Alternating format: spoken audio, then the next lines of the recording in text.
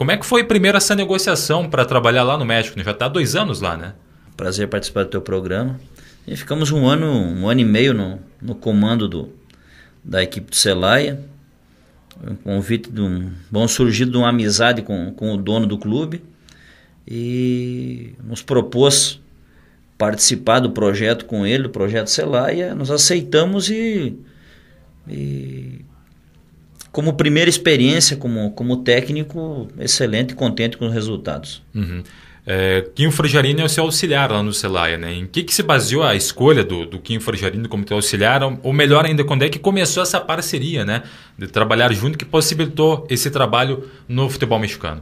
Eu já conhecia o Quinho dos trabalhos dele com as escolinhas, ele foi auxiliar do Jair também, e conversávamos, não tínhamos uma amizade tão próxima, mas surgiu daí. Eu precisava de alguém de confiança. Convidei, foi a pessoa que depois de tê-lo convidado aceitou no mesmo momento. Era um dos propósitos dele também participar, essa oportunidade no exterior. Aceitou e nós acabamos tendo que fazer o passaporte dele também às pressas.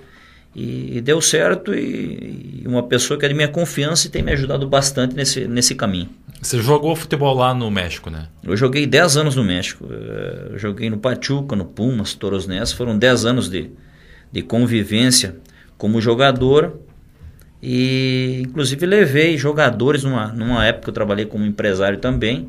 Depois de ter deixado de jogar, levei o Lenils, que foi em São Paulo. Levei o Rodrigo Bronzatti, que é jogador de Juiz, que até hoje continua no futebol mexicano com sucesso, um jogador que vai jogar na primeira divisão lá com certeza, porque é um jogador educado, um perfil profissional do melhor, vai ter um grande sucesso no futebol mexicano. Nesse retorno chegou a encontrar algum antigo companheiro seu que nesse tempo de período de jogador? A maior parte dos envolvidos no futebol mexicano, entre diretores, entre técnicos, entre presidentes de clubes, são gente da minha época. De todos os clubes do futebol mexicano, são muito poucos que eu não conheço, que eu não tive um contato de ter jogado contra ou de ter participado no mesmo clube. Então, o que te deixa muito à vontade, né? Deixa muito à vontade, é como realmente estar em casa. Como é que funciona o calendário do futebol mexicano? Como é que é divididas as competições? O futebol mexicano ele funciona numa temporada. A temporada é como a temporada tipo a europeia, começa no meio do ano, começa em junho a temporada e vai terminar em abril ou maio a temporada, com um intervalo de 10 dias em dezembro. E são 2 campeonatos, 2 octogonais finais, e prossegue o Campeonato Mexicano. Uhum. Tem a Copa MX e a Liga de Acesso, que é onde estava o Celaya, né? Como é que foi?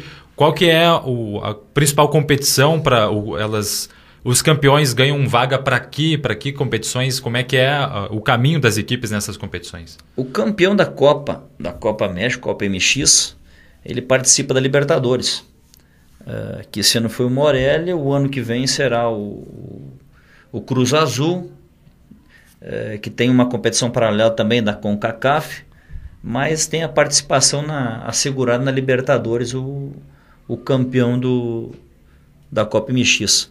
E depois são dois campeonatos de 6 meses com o octogonal final.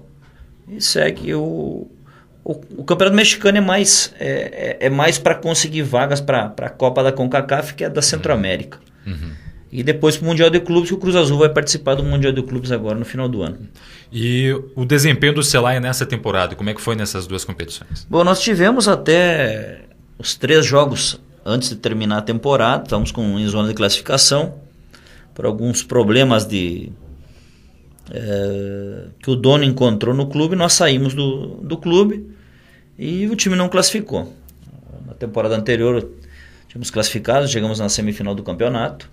Foi histórico, aliás, essa classificação, né? Histórico. Desde que o Celaya conseguiu o novo acesso à Liga Primeira A, que é a segunda divisão, não tinham tido essa sorte. Conseguimos vender alguns jogadores e fizemos um grande papel, estamos muito contentes com os resultados que tivemos. Então agora nesse momento você está disponível no mercado, vai continuar no México? Vou continuar no México, nós já temos algumas sondagens, estamos conversando com alguns clubes, uma estrutura melhor também, ou nos oferecendo também uma melhor estrutura para trabalho em si, com condições de um acesso. A exigência também é maior, mas os retos, os desafios são assim, são de responsabilidade, são de assumir as responsabilidades que temos e estamos muito contentes por isso. Uhum.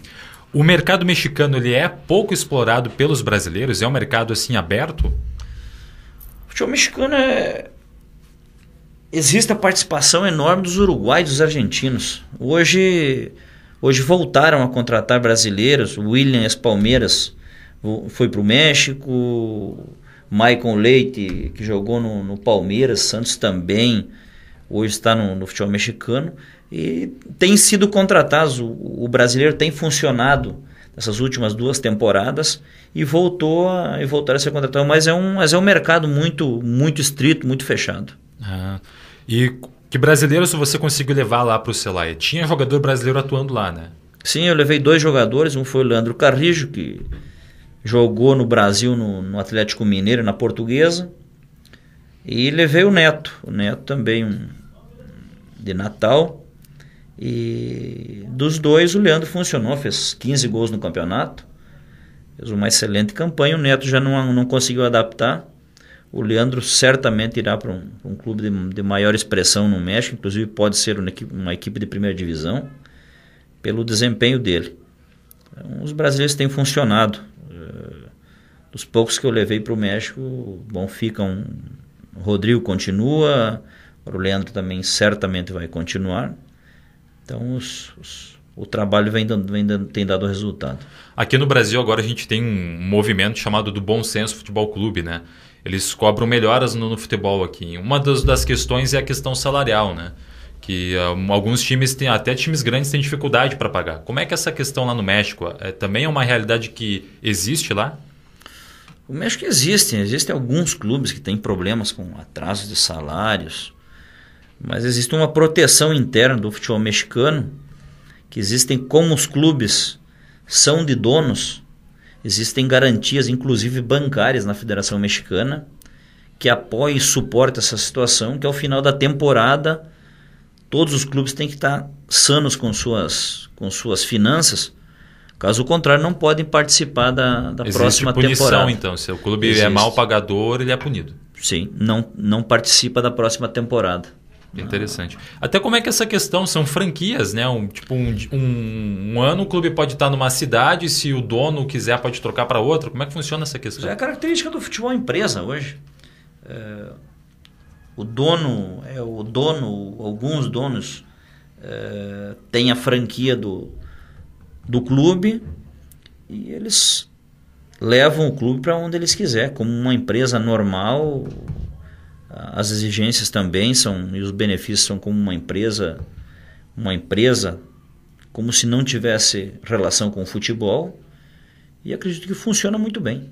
Mas não prejudica a torcida assim, a criar uma identificação com aquele clube? Na verdade, no futebol mexicano a torcida é muito apaixonada. Eles querem um clube na sua cidade. Se identificam com o nome. A maior parte dos clubes tem nomes de cidades, como verdade. É o caso do Celaya.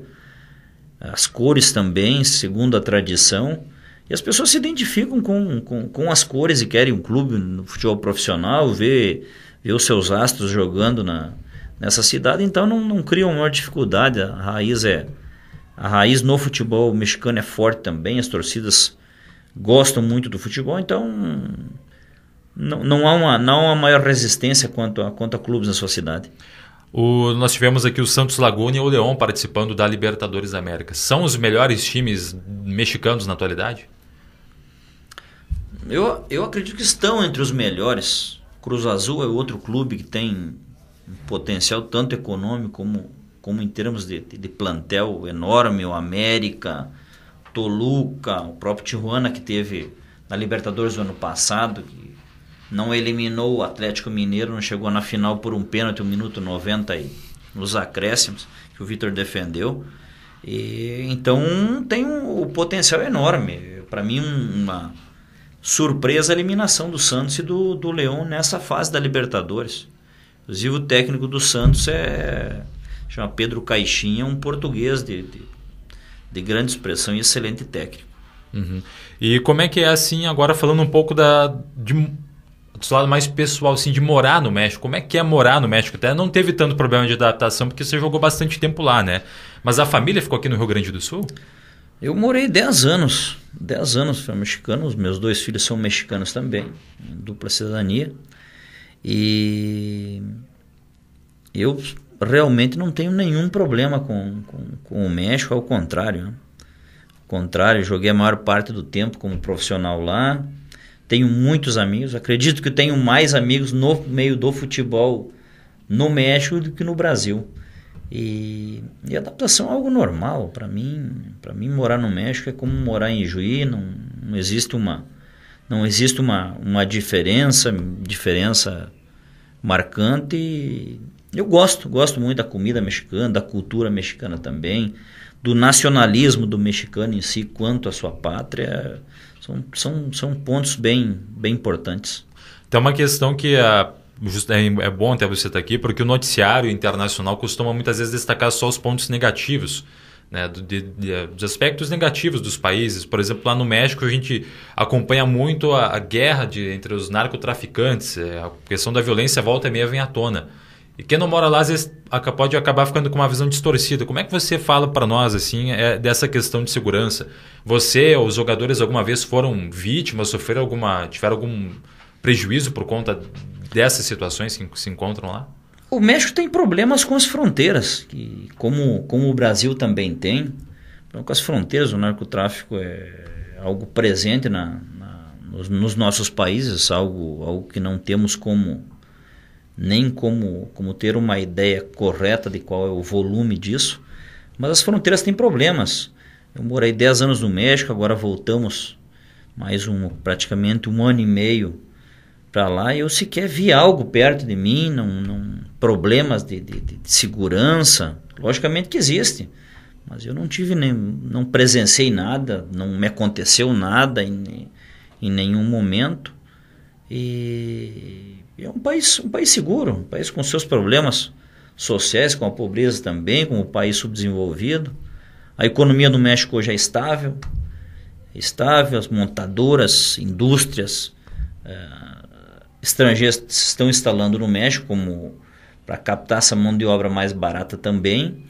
E um país que vem em crescimento, um país emergente, um país que acredito que a condição econômica é estável. Quando você pensa no seu futuro como técnico, o que você planeja? Até onde quer chegar nesse sentido? Eu vou treinar um dos 2 clubes mexicanos que eu joguei na primeira divisão, o Pachuca ou o Pumas. Isso eu tenho como objetivo principal. Tenho como objetivo morar na Arábia, tenho como objetivo morar no Japão. São países que pela cultura eu acho interessantíssimos.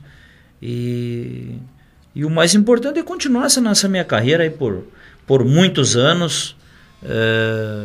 Uma carreira que eu gosto, vivi no meio do futebol praticamente toda a minha vida, e é algo que eu não me vejo fazendo outra coisa a não ser no meio do futebol.